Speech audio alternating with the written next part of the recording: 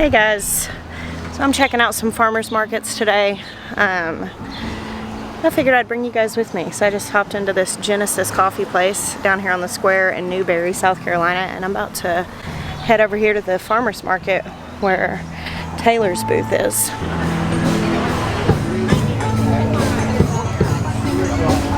Hey, I just ran into some friends here. What's up? What's up? Hey guys, what's up? Had any more tomato sandwiches? Did you get the tomato? Yeah, I did. So I left a note. That was really cool. I came in, I had a little map of instructions for snacks. Jesse came to get some raw milk the other day and left me a tomato and some bread and tomato sandwich stuff. That's so pretty. We're doing fireworks. You want to add to it? Yeah. You put honey on it and then dip in. Just dip it. Okay, then dip it in. Turn it around the other way. My kids didn't want to come. Our alpacas are getting sheared this morning, so I stayed home. Alright, I got some treats for the boys here at the Farmer's Wife. You guys are in Woodmire, you said? Whitmire, yes. Whitmire, okay. Awesome. Well, I'm sure my sons will appreciate those oatmeal cream pies. You're doing a good job. Thank you. Yeah. Heck yeah. Y'all good? Yes, I want to get some of this. Yeah, cool. This is cool. Yeah, the kits are like for growing either under a lamp or in a window. Yeah. And the kits new are 18, but we'll refill them at any point for 12. Like you just bring your empty cubes back and we'll give you 12 new cubes and it's 12. We will do delivery like starting in the late fall and then over the winter time we'll do it as well. Okay, cool. If it's square at this point. Two more after me. I think that might hurt. Look at that. That's beautiful. Ghost pepper jelly. It's really good. Carolina Reaper pepper jelly. Now I'm kind of intrigued. Like I want to try it. Oh, you gonna try it? Yeah. Here, hold Pepper jelly? Yeah, I want to try the Okay. Carolina Reaper pepper jelly. Do you like hot stuff? I do. Okay. He thinks so. Do you like insanely hot stuff? We'll find out right now. Yeah, we will. You're going to need like 10 strawberry lemonade. The thing. Absolutely. We'll hold it up and just, yeah. Sanitary reasons. That's about what it's going to be now. Oh, good. You're putting cream cheese on it. That's Yeah, that helps too. She's not mean. Oh, come on now. If you're going to try it, you got to try it. No, I was going to say, don't be a weenie. All right. Here we go, right? All right. He's going to be over here trying to breathe in a minute. Sorry. All right. Here. I mean, it has a good flavor. But you can definitely start, the heat's starting to... You didn't get any chunks in there, so No, don't look like you. no. Yeah. He's like, I'm smart. Let's not be scared. No, it does got good flavor, but it's definitely It's starting to burn a little. hitting the back of that throat. Good thing we're buying some drinks, right? Yeah. That's a good tactic. You sample the pepper jellies. Yeah, and you sell the lemonade. I got that. Go ahead and try it. It's not hot. All right. Actually, it really does have some- This is the ghost pepper. Yeah, this was ghost pepper. You just do. He said it's not as hot. Does it taste different? Just put in that. Do charge 6. It's a lot milder. It doesn't hit as fast. A Yeah. Newer card, so you can probably little bit sweeter. But, That one's something I could eat every day. Yeah. all right. That I one. make habanero pepper jelly, or I like to do peach habanero, which is really good. So what do you use for like the base, the jelly Did you part? need a receipt? I mean, it's just like sugar and peppers, yeah. So do y'all sell here every weekend? It has different flavors. Oh yeah. Are you Ghost anywhere pepper is a lot else that better. people can find That's what you? everybody says. Not really. I used to have a restaurant and everything, but I have a real job too. One of those Monday through Friday things, you know. Those pesky things. That's Something what we you always have say. to That do after you're 18, you're an adult, and, you know, that's way overrated. So, But you're here every Saturday for the rest of the season, Yes. selling these Yes. lovely absolutely. spicy And things. we will probably next week we make a peach pepper jelly. I mean, it's fantastic. My favorite thing to do with it is if you like to grill out, put it on a pork loin, chicken breast, or whatever, and let those sugars caramelize. Oh. But the ghost and the reaper, tell you what I like to do is just put some in a bowl. You can even put it on the stove and heat it up with some white wine or a little bit of vinegar. Just get it where it's stirrable. fry or bake your chicken wings and use it as a chicken wing sauce. Oh wow! Yeah, that sounds really good. good. All right, how much is the ghost pepper? It's $29.95.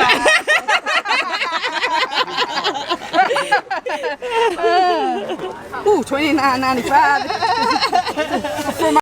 I love how, you know, you come to the farmer's market when you actually have like a farm and garden and everybody's booth is what you're overrun with at home and you're like, yep.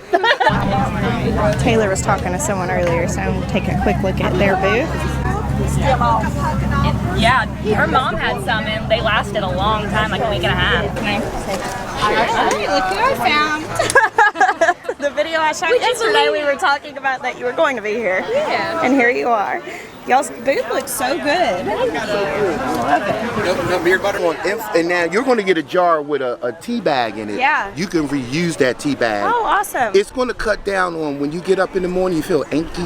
From our jobs, we feel achy. Yeah. That's inflammatory. Yeah. It's going to cut down on that. Awesome. My wife been drinking it since visiting Mexico. Yeah. Her doctor said, your blood pressure has been normal. What have you been doing? She said, since going to Mexico, I've been drinking hibiscus tea. The doctor said, keep drinking. Yeah, that's awesome. You said you had it for the first time in Mexico? Let me give you sound effects. All right. Bum, bum, bum. I had to throw the sound effects. He is so dramatic. That's what we keep him around for, right? They keep it fun. 27 years of this girl. I'm not the dramatic one. She's funny. Hey, he's selling it though. I know. He's doing it. I You gotta know. keep him around. Thank you so much. Well, thank you. Enjoy. How close I can get to a pound, all right? That's fine. Long Story Farms with prudence and Thanksgiving. I like that tagline. We'll have to come chat with them.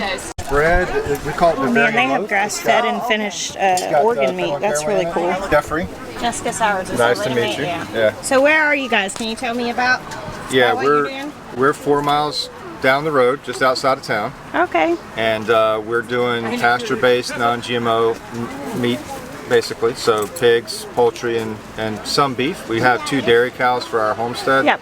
And we do harvest their offspring, but we're not a beef operation. Right. So we have on the farm we have cows, donkeys, goats, ducks, turkeys, and chickens Very most cool. of the time. We don't have turkeys right now. We'll have some in a few weeks. Cool. So you sell here at the So Newberry here at the Farmers Market. And we're going to be going to another market in Chapin soon. We Okay. do go to Whitmire from time to time. Okay. So, I guess can some people email you or something to Yep, get on like an email. You email can- list? Would that be cool? yeah, you can We'll do that. contact If I can us take on that. email or that phone number or Facebook. We do have a Facebook page and you can Okay. message us there. Cool. And Awesome. we'll deliver, but we haven't shipped and we really would prefer to stay real local. Yeah, so. that's cool. All right, well, thank you. Liver, you gotta get that organ meat. It's good for your body. Don't make that face. This ain't the hottest pepper in the world. You making that face over beef liver? Come on, man. I never liked liver. My dad would make liver and onions, and I'm like, I thought it was steak first time. I was like, oh, this is rough. Some duck eggs here. I'll have duck eggs soon once my ducks get old enough. Beef suet. Can render down tallow. Use it for cooking. Pretty cool. Hey guys, so it is later in the afternoon. Maybe trying to get this video up for you guys same day. I don't know if that's going to be feasible. My kids are wanting to go swimming out in the pond, so I may go do that with them instead. Or maybe I will have time to do both and you'll just see the video later.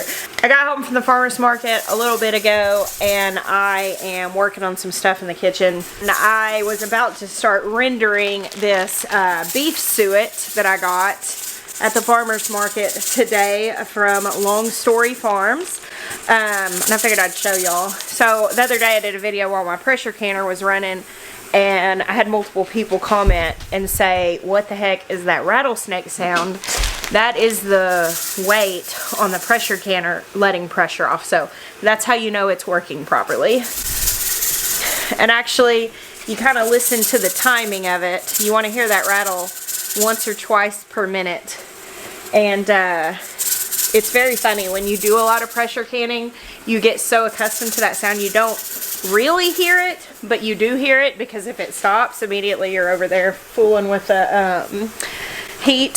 So hopefully it doesn't bother y'all too much to want to watch this video.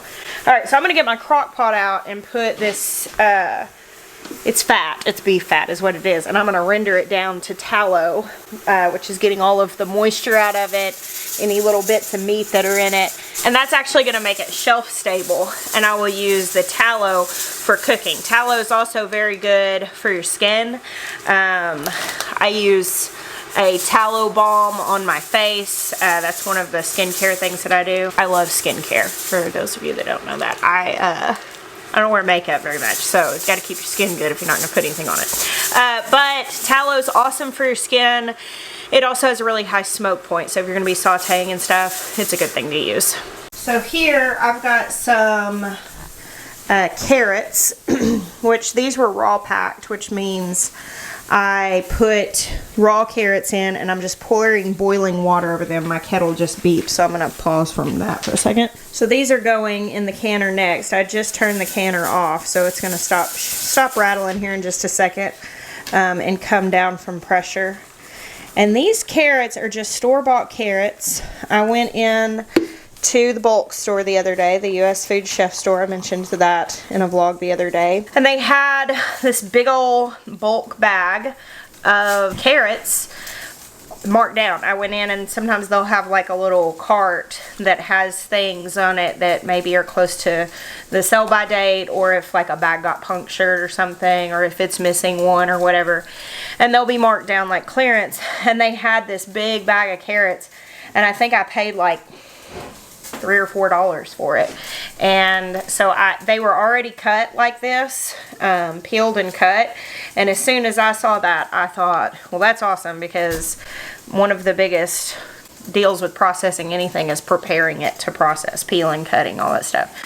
So I went ahead and grabbed those, and now I am making 7 quarts of carrots for like $3 or however much that was. I can't remember exactly what it was, but pretty good deal. This is why I keep telling you guys, you do not have to grow something to learn to preserve. When I talk about turning your waiting room into a classroom, your kitchen is the best tool that you have. And I've had a lot of people tell me, Jess, not everybody can afford to do that, and I totally get that. I really, really do. I did not have any money at all whenever I was in that classroom stage. I learned to can on blackberries that I picked on the side of the road. So I really do get that. But if you are desperately wanting to learn, don't think you can't afford it because you cannot afford the ideal way of doing things. I have an All-American pressure canner back here. Yes, they're expensive. That took a long time for me to get that. And I have definitely gotten the value of that thing out of it at this point, because I have saved a lot of food and also gotten myself a lot of convenience. But you don't have to have the fanciest one. Presto makes a pretty good pressure canner for about $100. I've been seeing them at Tractor Supplies. I do like the All-American. That's the 21.5. I would not get a larger one even if it holds more, because I wouldn't be able to lift it. And I really like it.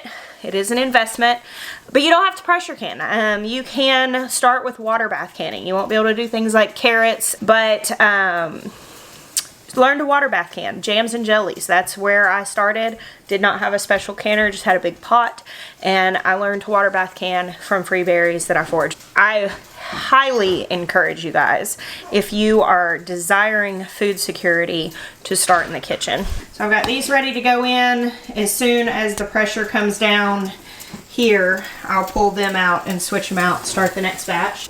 And then behind that, I've got some beans, which will be the next batch in the canner. And then it'll probably be time for me to turn the canner off and go work outside on something. If you're wanting a good canning book, this book right here, The Complete Guide to Pressure Canning, is the one that I follow the charts for. It's by Diane Devereaux, the Canning Diva. I just got it on Amazon. I do not know the Canning Diva, though she sounds fabulous. I found it on Amazon, and there are really good charts in here that tell you like whether to raw pack or hot pack, how long to process things, what temperature, and it even has conversions for like if you're at different altitudes. Alright, so I've got my crock pot out here, I've got my food processor, and I have the beef suet that I got from the farmer's market. And I'm going to take this, now some pieces are going to come apart really easily. I'm going to just take this and break it up into the food processor and cut away. There are some areas that just have a little bit of fat still, or meat on them, meat on the fat. And I want to cut all of this down to like 1-inch cubes or so, and take, where I can, take like any sort of sinew or anything out. And I'm going to put this all in my food processor. The more broken down this can get before you put it into the crock pot, the better. It's just going to make it go a little faster.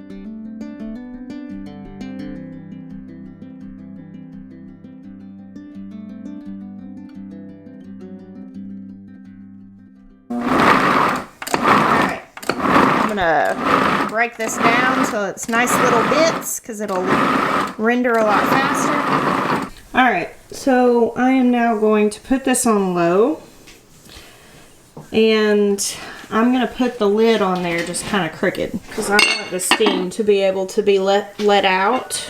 And this is going to probably take about 6 hours or so. I'm not 100% sure. I know what lard does, but then basically it's going to lose its color, look really clear, and any bits that are still in there are going to be crispy and they're going to float. Some of them might fall to the bottom, but there will be stuff on the bottom and on the top, and everything will be clear and no more steam coming out of it. What I don't want it to be doing is like rapidly boiling. This needs to be really low and slow to steadily get all that water out without burning the fat. So you guys won't see this done in this video, but I will show you in another video. I mean, what it looks like when it's done. Hold on. This is lard, so this is pig fat, but it just looks like this. It just looks white, and once it's done, it's shelf stable. So I do like to take it hot and put it into clean jars and then put the lids on. The heat does go ahead and seal it. Now it's safe because it's properly rendered.